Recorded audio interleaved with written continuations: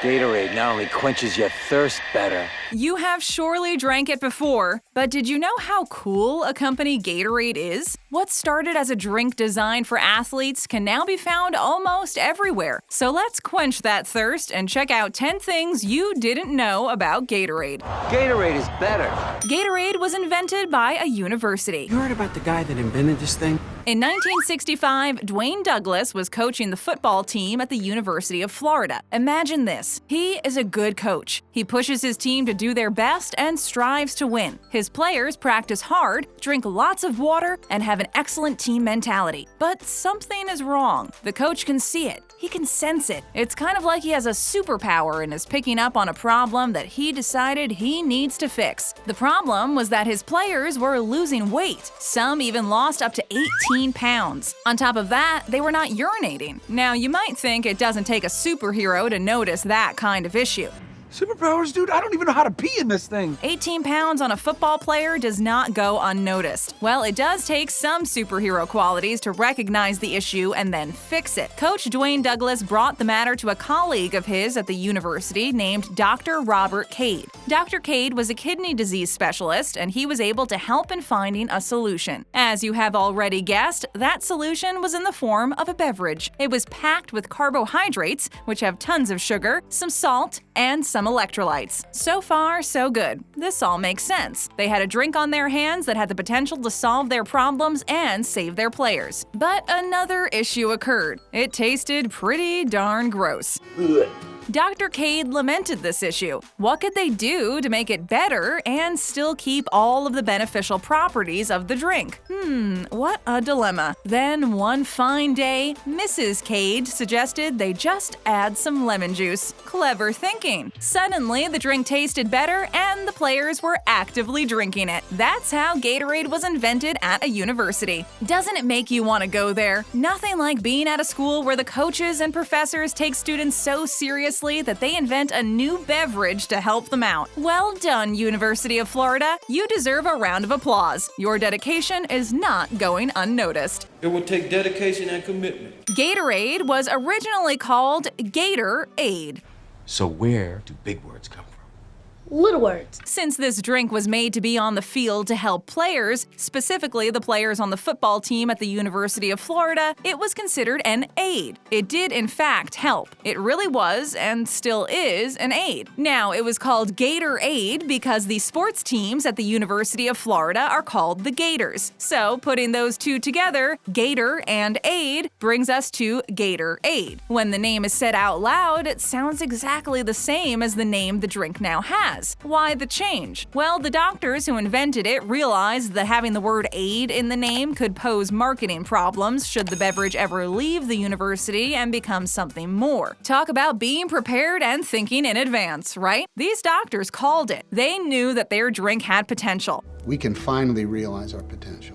Metaphorically, they hoped that their little baby would leave the nest and fly off into the world to make its own name. And boy, did it ever do that. Now, because the drink is called Gatorade and not Gator-Aid, it does not need to defend its medical properties. You see, had it had aid in the title as it originally did, then people would want results. The doctors would have had to done an actual medical study on a significant amount of people to prove what they were claiming. They would have had to operate under the guidelines of medications rather than those of everyday products. So they changed the aid, A-I-D, to aid, A-D-E, and that was that. If you get this word, you'll be the winner. The University of Florida makes millions from Gatorade. $10 million. Millions. Let's hear this again. The University of Florida makes millions from Gatorade. Since the product's inception in 1965, it has raked in nearly $300 million for the school. What does this mean? Free tuition for all and never having to pay for your school books because they are just given to you? No, not exactly. But the school does reinvest this money. For example, some of the funds have contributed to the school's up-to-date genetics institute. Some has gone to the Whitney Marine Laboratory in St. Augustine to help provide the funds for grants. The school has tried to do right by the money. Where's the money? What money? as well as retain a love for the product on the campus. The school makes so much money because they get 20% of the royalties of the product. The rest of the money goes into the Gatorade Trust, which is very private. The information on that money is not made public. So all in all, the school is rolling in it. Fat stacks of money coming their way because of their amazing invention. Well, not really fat stacks. Surely the Gatorade Trust is not dishing out the 20% the university is due in cash. Can you even imagine? Once a year, a bunch of folks carrying duffel bags filled with cold, hard bills enter the university for a money drop-off. Sounds like some Breaking Bad kind of situation. It's nothing like that. It can't be. But the point is, the university is making a killing. Activating instant kill. Gatorade once sold a gum. Chewing gum online, eh? From the late 1970s to the early 2000s, Gatorade sold a gum that would offer the same benefits as the drink. It was supposed to quench thirst and deliver positive nutritional value. It was called Gator Gum. Though this does seem like a great idea, it was not as successful as you would have thought. The reason being that the target audience, athletes, did not want to chew the gum. That is not so surprising. You know how athletes just tend to squirt their drinks into their mouths on the bench. Then they sometimes even spit it out onto the ground. Doesn't sound so nice when it's put that way, but it is a totally normal practice that isn't weird at all. That couldn't happen with a gum. You give me gum.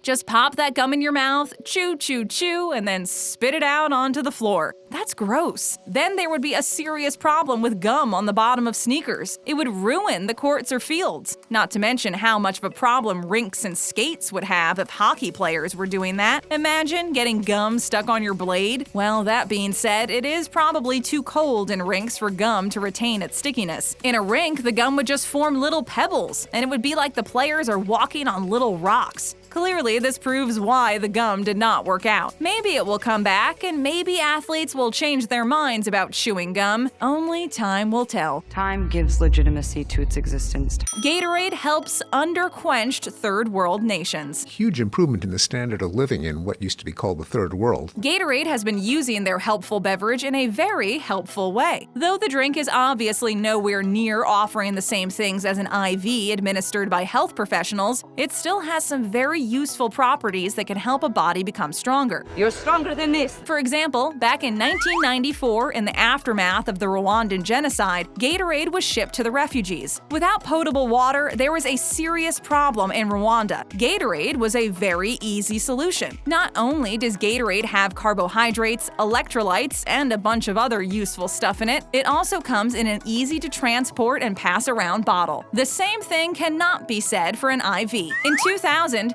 Gatorade pledged $240 million to Thirst-Aid. Their goal was to replenish people who are underquenched. Pretty darn good goal. Gatorade was brought to 27 UN-designated underquenched third world nations. That kind of help deserves a standing ovation. We all deserve a standing ovation. Gatorade was on Forbes' most powerful brands list. Really a powerful gesture, Mr. Durden. In 2012, Gatorade was number 86 on the Forbes' most powerful brands list. Though that may seem low, like why aren't they within the top 10, right? It is not low at all. Take into consideration how many brands there are in the world. That is such a crazy figure that there is no way it could ever be calculated. There's no mathematical formula for that. Even the smallest of companies has their own little brand. For Gatorade to get on this list, they must be doing something very, very right. So what are they doing? Why did Forbes think they passed the test? Well, at the time the list was published, Gatorade retained 46% of the sports drink market worldwide. That is impressive. It was and still is distributed in over 80 countries and is valued at $4.8 billion. To put that into context, we can take a look at what the top of the list is like. Currently, the most powerful brand is Apple. No surprises there. And they are valued at $205.5 billion. To even be considered for such a list is a mark of achievement. Any company would be thrilled to know that they are successful enough to have reached such a place. The list not only values the monetary success success of the company, but also the power of the brand. Gatorade has built itself a very recognizable logo and provided a reliable product. It's actually from Confederated Products. Gatorade cares about the planet. Because I care. Gatorade and their parent company PepsiCo really do care about the planet. Apparently, by 2030, the global demand for water is going to get pretty crazy, and big companies like PepsiCo will have to be very careful about how they use their water. It is sad to say, but the planet is getting to a point where we may no longer have unlimited resources. Being careful with water is a new reality. PepsiCo and Gatorade are aware of this and making the changes in their plants right away. They are thinking ahead. Not only does the way they use water help the planet and prepare the company for any future restrictions on water usage, it is also saving them tons of cash. For example, the Gatorade facility in Tolleson, Arizona, bottles up to 600 Gatorades per minute. A few minutes later. Water can get scarce in Arizona, and so that plant was one of the first to make the move to reducing their water usage. They improved by 24%. That means that they did not use about 100 million gallons of water that they were previously using. They saved $1.5 million. Nothing doper than saving the planet, right? How about saving the planet and saving money? Maybe that is the dopest situation of all. That's dope, isn't it? The New York Giants invented the Gatorade shower. Gatorade. The first ever Gatorade shower is hotly contested. Most people attribute the now iconic post-game event to the New York Giants. On October 28, 1984, the Giants beat the Washington Redskins 37-13. Jim Burt, a player on the New York Giants football team, dumped the Gatorade on the coach, Bill Parcells. Bill Parcells was known as the Big Tuna. Apparently, Burt was upset with his coach and drenched him in Gatorade as a punishment. Punish me. Imagine if you could just shower the people you hate. Throwing glasses of water into people's faces is one thing, dumping gallons of Gatorade on them is totally another. Though this was a very audacious first dunk, it has now become a tradition. It has also changed from punishment to celebratory in nature. Dan Hampton from the Chicago Bears also claimed that he invented the Gatorade shower. He says it happened when the Bears doused Mike Ditka after clinching the NFC Central, but that took place a month after the dunk happened on the New York Giants team. Now, sports teams, small and big alike, enact this tradition. It's fun, it's impactful, and, is actually a waste of Gatorade. Too bad, it is what it is. We can't have it all. You gotta sweat it to get it. Gatorade provides Michael Jordan with cigars.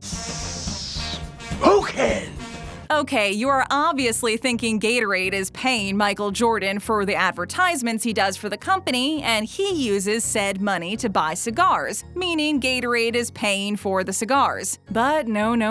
What happens is Gatorade gives Michael Jordan a box of 25 Monte Cristo No. 2 Cuban Torpedo cigars for every commercial he shoots. A box is valued at $500. Further, the U.S. has had a very long and complicated history with Cuba, which is not worth getting into now, but it means that Cuban cigars are rarer than other cigars. This is a neat fact because it shows the company's love for their talents and desire to keep them happy. Why can't you just be happy for me? If you think about it hard enough, you might also see it as a sneaky little way to keep the talents dedicated to the brand. Loyalty is perhaps more easily attained with nice gifts, right? Would you want to keep advertising with them if they offered you your favorite treat every time you worked with them?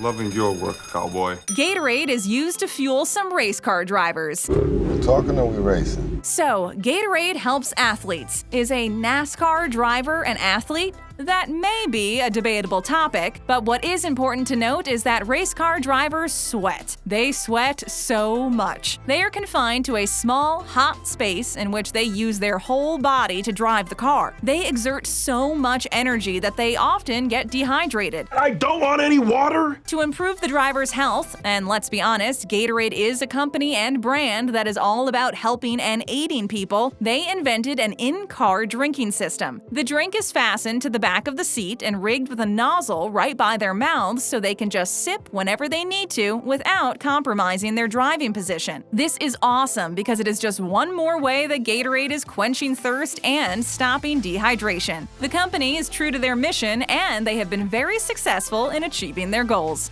The miles are the goal. Thirsty for more? Just tap on that screen for more great videos. And if it's your first time here, show us some love and hit that subscribe button and ring that bell to join our notification squad.